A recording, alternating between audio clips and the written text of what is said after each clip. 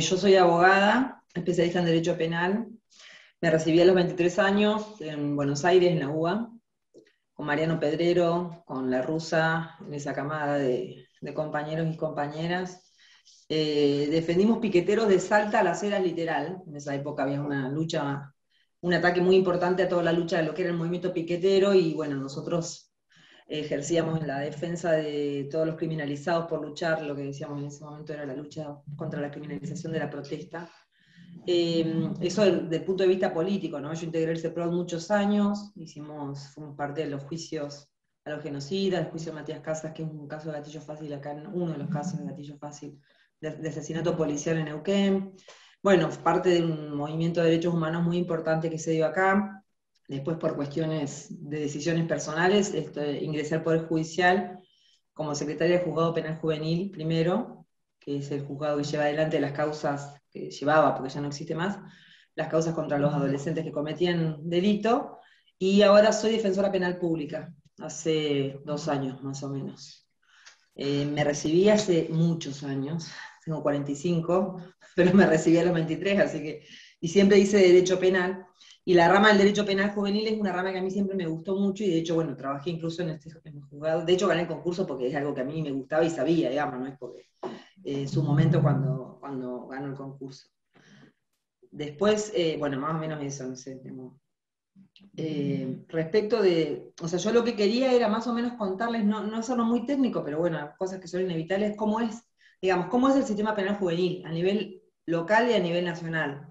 Porque, digamos, porque las discusiones que tienen que ver con esto, digamos, con cómo es el sistema penal juvenil, que muchos le dicen derecho penal juvenil, sistema penal juvenil, y otros hablan de los menores que cometen delito, y toda una discusión respecto de la palabra menores, ¿no?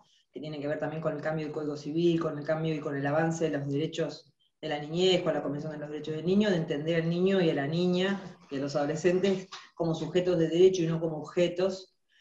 Por eso la palabra menor es una palabra que, bueno, los que hemos trabajado en este tipo de cosas, no, a mí yo la escucho y me hace doler el oído, porque bueno, tiene todo este contenido, ¿no? Del menor, aquel que es un objeto y no es un sujeto de derecho. Eh, y del punto de vista del derecho penal, eh, se ha tratado, digamos, a los casos de jóvenes o de niños que cometen delitos, o sea, que infringen la ley penal. Lo primero que hay que decir es que hay una ley, digamos, hay una ley de fondo y una ley de forma. La ley de fondo es la ley 22.278, que es una ley de la dictadura militar, que es la que regula el proceso a nivel nacional. O sea, los niños y adolescentes que cometen un delito se rigen por la ley 22.278, que es esta ley de fondo. Es como si fuera el código penal de los adolescentes, ¿sí? Y esta es la ley 22.278, que tanto por derecha y por izquierda hay propuestas de cambio y de modificación. Después yo voy a explicarles esto de por derecha y por izquierda, qué significa, ¿no? Pero esta es la ley que tiene un procedimiento, es una ley que tiene creo que 6 artículos, o 7 si no me equivoco, que está en el Código Penal y que dice, regula el procedimiento a nivel nacional. Y hay una ley provincial, que ahora se los voy a explicar porque es corto.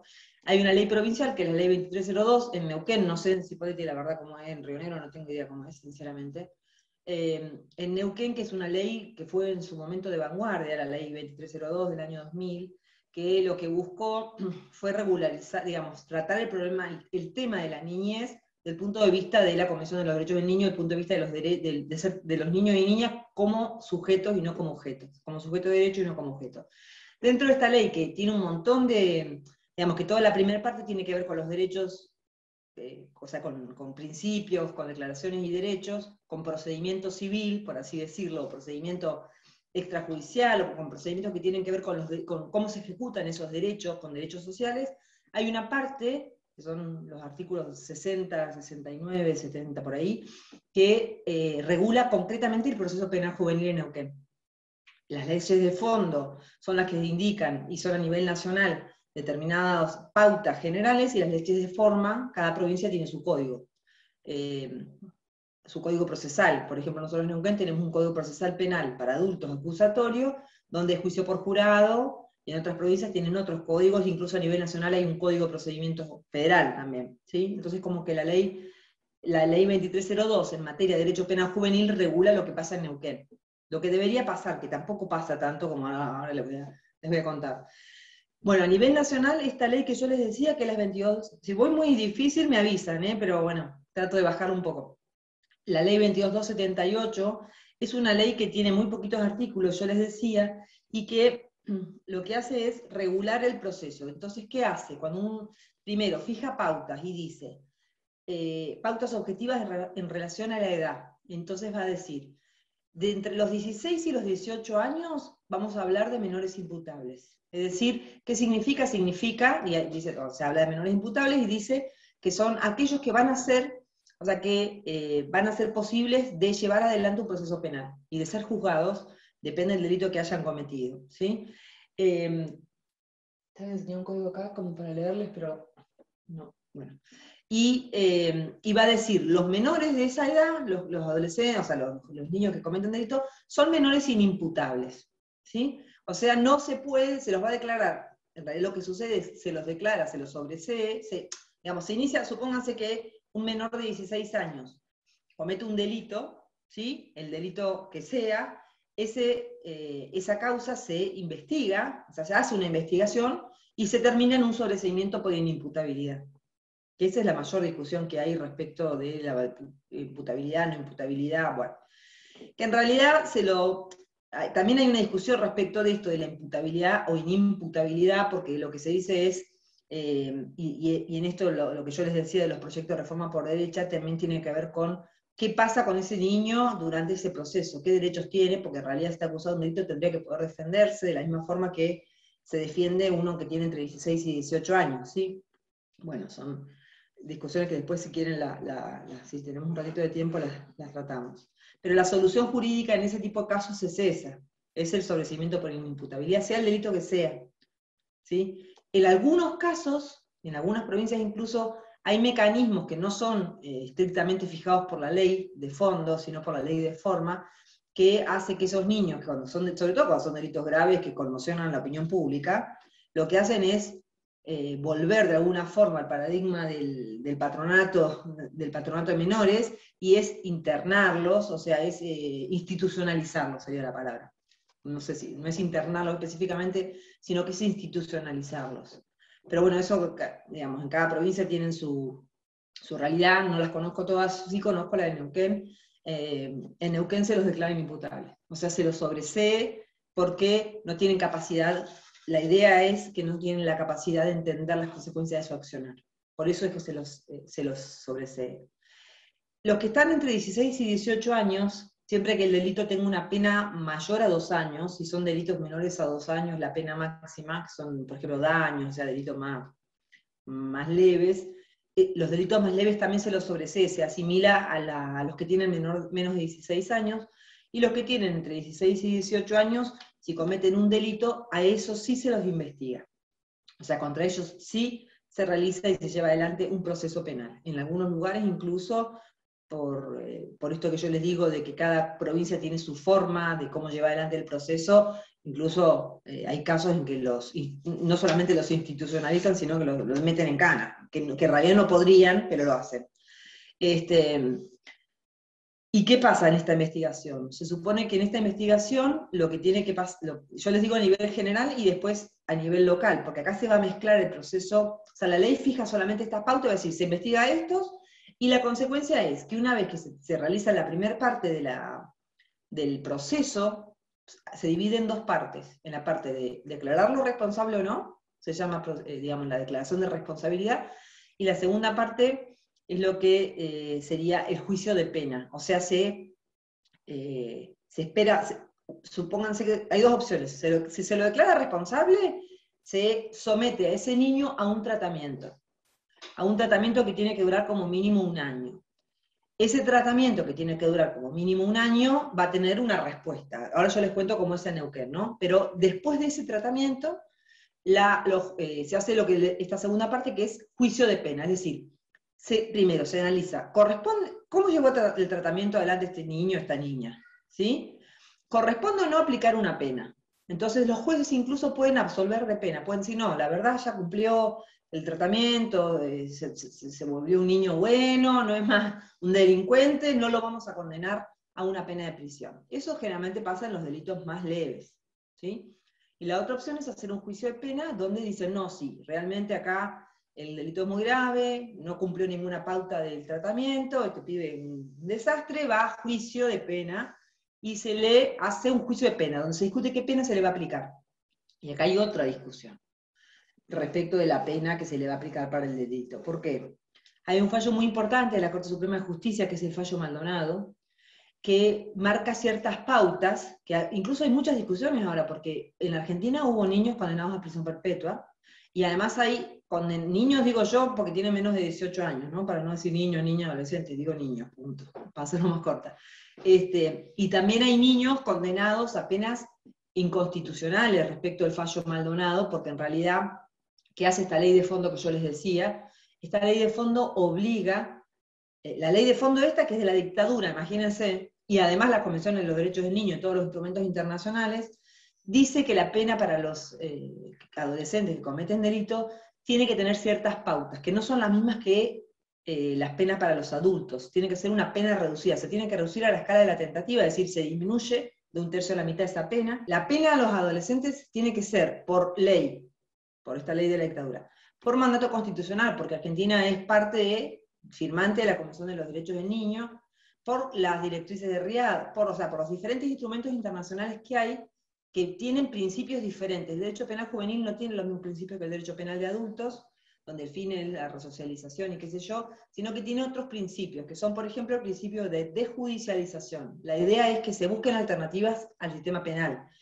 La última ratio, que el sistema penal sea lo último que se usa para los adolescentes, ¿sí? Que en lo Esto es posible... lo que iba, perdón, esto que vos decís ahora es lo que está contemplado en la 2302. No, a nivel nacional, Ah, en la bien. ley de fondo, en la ley de fondo y en las convenciones internacionales de los derechos del niño, las directrices reales, las diferentes directrices que son del año 1985, o sea, estoy hablando de hace muchos años, que fija ciertos principios de cómo debe ser en cada país el derecho penal juvenil, ¿sí? La ley, incluso por eso yo les decía que hasta la ley de la dictadura, incluso la ley de la dictadura dice que la pena para los adolescentes que cometen infracciones, o sea, que cometen un delito, tiene que ser menor que para los adultos, porque el fin de la pena es otro. No es el mismo fin de la pena que tiene el sistema penal de adultos. Lo que se trata de hacer en el derecho penal juvenil es sacar, se llama remitir, es la palabra que utilizan los instrumentos internacionales, remitir es sacar al niño o niña del derecho penal, sacarlo y llevarlo a otro lado, llevarlo a una resolución de sus problemas sociales. Esa es la idea, ¿no? Bueno, esto para que... Entonces, una vez que se condena, supónganse que en ese juicio de pena que yo les decía, se lo condena, esa pena tiene que tener en consideración todas estas cuestiones. Primero tiene que justificar la necesidad de la pena. ¿Realmente es necesario que este niño vaya preso? Porque sabemos que la cárcel es una mierda, no lo dicen así, perdón por la palabra, pero dicen, sabemos que la cárcel no sirve para nada, estigmatiza, no se resocializa, esto, lo otro, entonces buscamos otras alternativas. ¿Hace falta realmente que este niño vaya a una cárcel? Que además tienen que ser cárceles especializadas, o sea, cárceles, digamos, con determinado, porque tiene que haber un tratamiento diferenciado, que no existe, no lo hay, todos los que son condenados van a la 11 igual que los demás, pero debería ser así. Tiene que ser en lugares que tengan otra mirada, digamos, del proceso de ejecución penal. Pero bueno, vuelvo. Entonces, ¿qué es lo que dice? Dice, bueno, primero justificar pena. A ver, señor juez, señores jueces, justifiquen la necesidad de la pena, primero. Y segundo, o sea, ¿por qué van a vulnerar todos estos principios? Primero. Y segundo, pues lo que se busca es que el niño no tenga que ir a la cárcel, el adolescente. Y si tiene que ir a la cárcel, tiene que ser una cárcel especializada, que respete este principio de tratamiento diferenciado, y además tiene que ser una pena menor. Porque se tiene que considerar esto, que los que están en proceso, las conductas impulsivas, o sea, todo lo que implica la categoría juventud y adolescencia a nivel sociológico y filosófico, tiene que tener consecuencias también en el sistema penal. No es o sea, los adolescentes son impulsivos, hacen un montón de cosas, digamos, sin pensar demasiado. Todas estas cuestiones son discusiones mucho más largas, ¿no? Yo sé lo que estoy resumiendo. Todo eso fundamenta por qué la pena tiene que ser menor. Lo cierto es que eso es a nivel nacional lo que debería cumplir cada provincia, ¿sí? A nivel local está la ley 2302, que lleva adelante el proceso, esto que yo les decía, que es un sistema acusatorio, como es ahora el sistema de adultos en Neuquén. Fue una ley muy progresiva y de vanguardia justamente por esto, por considerar, por tener un sistema acusatorio, por tener un fuero especializado, que tiene que, justamente, ¿qué significa un fuero especializado? Significa que tiene que haber gente que sepa de todas estas cosas, que no puede, o sea, no puede pensar igual que el sistema de adultos, ¿sí? Tiene que pensar especializadamente, porque estamos hablando de una categoría social que son los jóvenes, que tienen determinadas características particulares por la etapa de la vida que están atravesando, ¿sí? Bueno, entonces acá en Neuquén, la 2302 lo que hace es, bueno, por un lado, los casos de menores, o sea, de jóvenes que cometen un delito, que son menores de 16 años, eso los toma la Defensoría de los Derechos del Niño. Hacen un expediente y ven qué pueden hacer con eso. También hay una denuncia penal, se hace una pequeña investigación penal, o sea, digamos, se lo notifica de que de que cometió este delito, y después se hace oral, generalmente es audiencia, los están haciendo orales, y se lo sobresee por inimputable, que es lo que yo les explicaba al principio, ¿sí?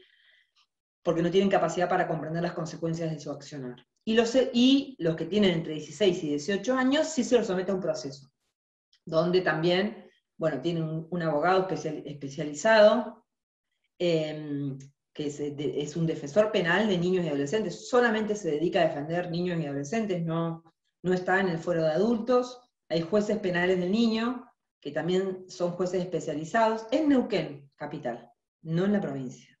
¿Sí? En las provincias, los jueces de garantía, que son los jueces adultos, tienen, y los fiscales, y qué sé yo, son los mismos que acusan a los adultos que a los jóvenes, por ende, o sea, rige solamente en Neuquén.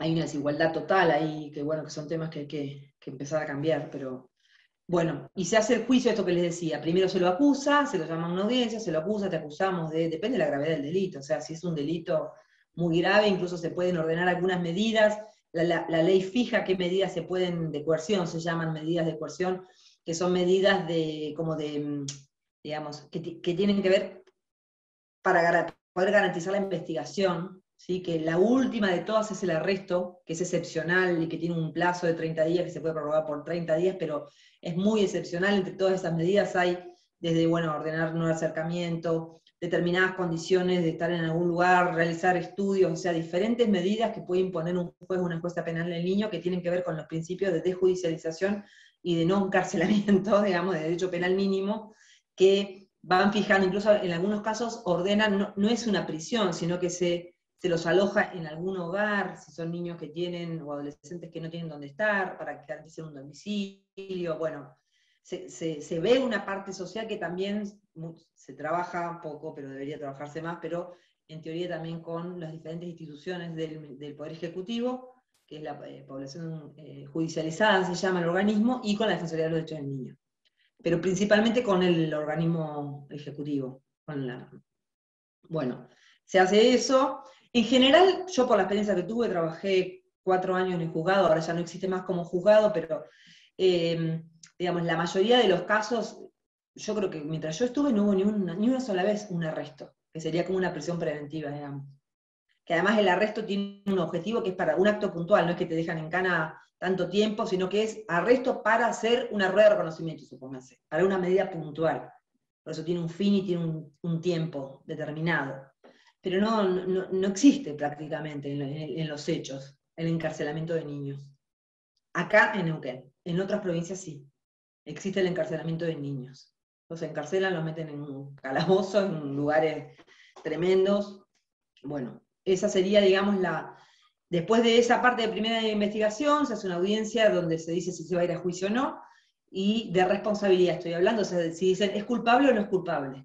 Si es culpable, se va a juicio, va a juicio, muchas veces se hacen salidas alternativas, la mayoría de las veces se hacen suspensión de juicio a prueba, o sea, se le dice, bueno, 4 meses tenés que ir a la escuela, alguna cuestión social, qué sé yo, pero no mucho más que eso, cuando son delitos pequeños, digamos, y cuando son más graves, generalmente, que son muy pocos los casos, porque la idea esta de los monstruos, asesinos, de adolescentes, la verdad que es una idea, pero en los números son muy pocos los adolescentes que cometen delitos graves.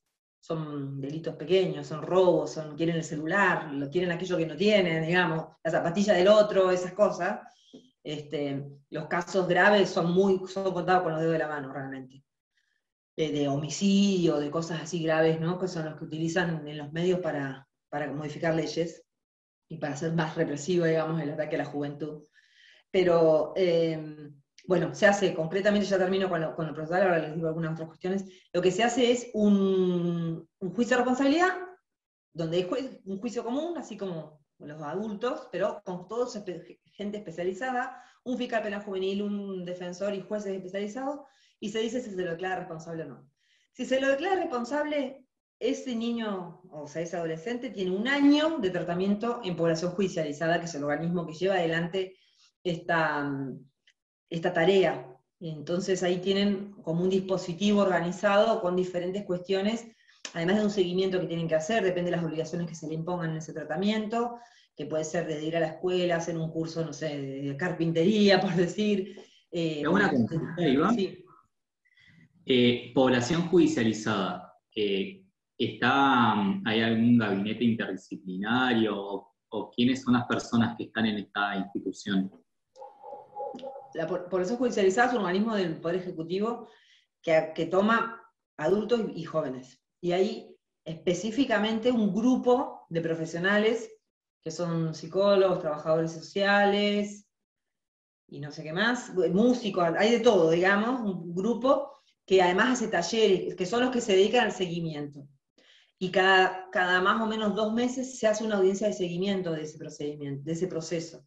Se toma como un proceso, como una etapa más del proceso, donde lo que se busca es que ese niño, ese adolescente, empiece a hacer cosas salubres, digamos, ¿no? Estudiar, salubre en esta sociedad capitalista, ¿no?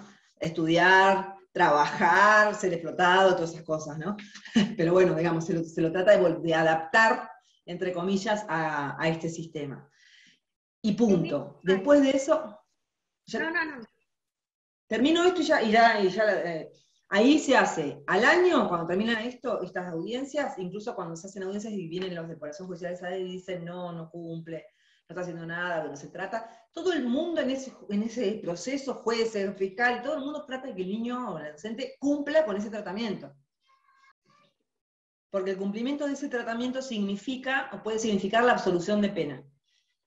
En ese juicio que se hace después de pena, ahí se analiza. Si cumplió el tratamiento, salvo que sea un caso muy grave, o sea, un homicidio, generalmente se los absuelve de pena, para que no le quede el antecedente juvenil, digamos, porque si le queda la pena, por más que sea, muchas veces puede ser pena en suspenso, o puede ser pena de cumplimiento efectivo en los casos graves. Yo conozco 2 casos donde fueron condenados, Nicolás Sotelo, se llamaron los chicos, y el otro no me acuerdo ahora cómo se llama, que fueron condenados, o son adultos, el otro se llama Mellado Bautista, por homicidio fueron condenados, ya son adultos ahora, por eso digo sus nombres, pero están cumpliendo pena en la 11. No hubo un tratamiento especializado y diferenciado para estos jóvenes. Uno de ellos está en Cutralcó, me parece. Generalmente ahí termina, digamos. Ese sería más o menos el procedimiento acá en Neuquén y a nivel nacional. Las reformas, o sea, los intentos de reforma, yo les decía por derecha y por izquierda, hubieron muchos proyectos en sus momentos. En el discurso de los garantistas también hay intentos de reforma de la ley penal juvenil y bajar esa edad de imputabilidad. Y el discurso, o sea, el argumento es decir, bueno, lo que necesitamos es garantizarles un proceso igual que a los demás. Entonces, bajemos la edad de imputabilidad y que se puedan defender desde, pónganse, 14 años en adelante. ¿Sí? Entonces, en realidad es un discurso contradictorio, porque en realidad eso no garantiza, digamos, que el adolescente ingresa al sistema penal no garantiza absolutamente nada bueno, o sea, garantiza todo malo. No es que, te vamos a dar más derechos y te vas a defender mejor, entonces reformemos la ley. ¿Sí? Entonces, todo eso, digo, es uno de los argumentos que hay en general, es por derecha, ¿no? Lo que se intenta es bajar la de imputabilidad para meterlos en canas ya de chiquitos, de jóvenes, y no garantizarles ningún derecho. De hecho, hay muchas provincias en las que no se les garantiza nada. De hecho, yo les decía hoy, esto de la pena, que lo dice la Corte Suprema, pero que además todo lo que tiene que ver con el derecho penal juvenil dice que la pena tiene que ser distinta, no se cumple muchas veces. Condenan jueces de adultos a penas inconstitucionales, a penas muy largas para los adolescentes. ¿Qué otra cosa importante? Bueno, no. Que hoy, que yo sepa, no hay un proyecto concreto, sí hay discurso, y va a haber ahora en la campaña electoral, seguro, discurso respecto de qué hacemos con los adolescentes, ¿no? Entonces el monstruo son los jóvenes, sobre todo los jóvenes pobres, ¿no? Los ricos eso no importan tanto, importan los pobres, a los que hay que encarcelar y los que son rebeldes, los que no tienen respuestas del Estado. Entonces, bueno, sí, muchas veces están en la esquina aspirando Poxirran y vas y te afanan el celular, no vamos a decir que no. El problema es, o sea, por lo menos la discusión que a mí me parece es, ¿qué hacemos? O sea, ¿quién le da respuesta a estos jóvenes?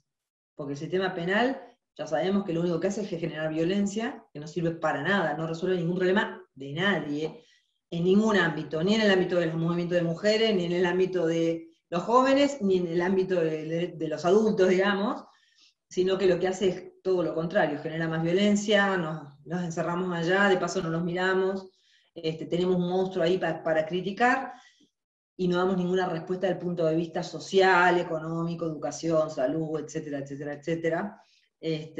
Pero bueno, esas ya son las discusiones políticas de siempre, digamos. Bueno, eso más o menos, no sé si quieren preguntarme, si hay más cosas. Yo tengo una consulta. Hablaste algo de, no sé si dos tipos de soluciones, hablaste uno de la derecha, uno de los sectores más garantistas. ¿Qué diferencia habría entre los dos? Porque en definitiva como que irían a lo mismo, o sea, los dos protegen en realidad, creo, la baja de la imputabilidad. Los discursos más progres son los que plantean que hay que bajar la edad de imputabilidad porque hay que garantizar un proceso penal juvenil con garantías, o sea que son, digamos, los que aman el Estado de Derecho. Entonces creen que el Estado de Derecho, que no hay ningún Estado de Derecho, pero bueno, el Estado de Injusticia, digo yo, pero bueno, supongamos que fuera un Estado de Derecho, que ese Estado de Derecho le va a garantizar a estos jóvenes una mejor defensa, porque se los va a defender de antes, entonces van a estar dentro, digamos, del sistema penal. Y en realidad la solución, y otro discurso que dicen es una ley de la dictadura. Hay que modificar la cosa que es verdad. O sea, es una ley de la dictadura. Ahora, esta ley de la dictadura le está garantizando a los jóvenes más derechos que lo que ellos quieren proponer. Porque si vos Claro, metés a los jóvenes una ley por otra. No, que cambiar una ley por otra con ese discurso de que la otra ley de la dictadura no es contradictoria, porque incluso esto es hasta regresivo, o sea, bajando la edad de imputabilidad, o sea, va a haber más niños cada vez más con edad más jóvenes, más. Ay, no me sale la palabra. Pero. Sí, más chicos de edad. Claro, más chicos. Criminalizados, acusados, sí, sometidos Claro. a un proceso penal. Porque estar sometido a un proceso penal no es una boludez. O sea, no es que vos estás sometido a un proceso penal y es lo mismo que no estarlo. No es lo mismo. Vos estás sometido a un proceso penal, estás acusado, el Estado está arriba tuyo, con la espada de Damocles, diciéndote, bueno, no cumplí, vení que voy a tener medidas de coerción contra vos. O sea, podés hacer esto no, avísame si te mudás. Un proceso penal es un proceso penal. Yo lo que creo, digamos, que hay que cambiar esa ley porque es de la dictadura en sí misma, sí. O sea, a mí, yo todo lo que tiene que ver con la dictadura, quiero cambiarlo. Ahora, el problema es si la respuesta es desde el punto de vista de una reforma penal, o sea, ¿cuál es la solución? ¿Qué ley se hace? ¿Se hace una ley penal donde se baja la edad de imputabilidad o no? ¿O podemos mantener esta edad de punibilidad, de imputabilidad? En realidad se llama punibilidad, todo el mundo dice imputabilidad, pero el código dice que no serán punibles, digamos, no son punibles, pero bueno, no importa, esa discusión es al margen.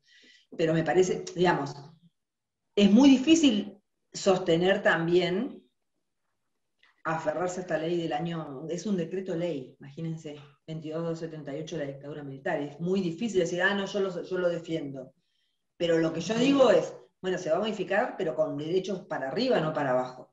O sea, no es un derecho progresivo someter a los jóvenes a un proceso penal anticipado. Mi opinión, esto es opinión propia.